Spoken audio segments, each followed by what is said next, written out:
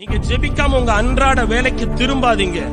குளிச்சு ஃப்ரெஷ் ஆகி சாவியை எடுக்கிறதுக்கு முன்னாடி நின்னுட்டு இல்ல, முழங்கால் போட்டு ஜெபம் பண்ணுங்க.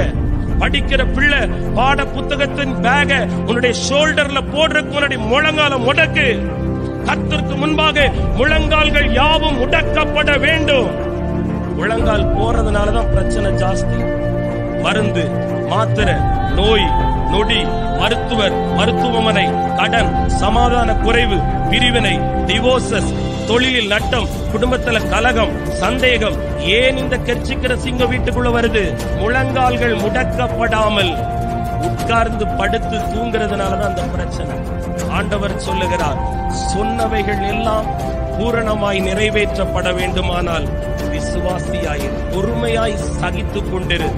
மூன்றாவது, பரிசுத்தத்தை காத்துக்கொள். நம்பர் 4, முழங்காலில் ஜெபிக்கிற பிள்ளையாயிரு.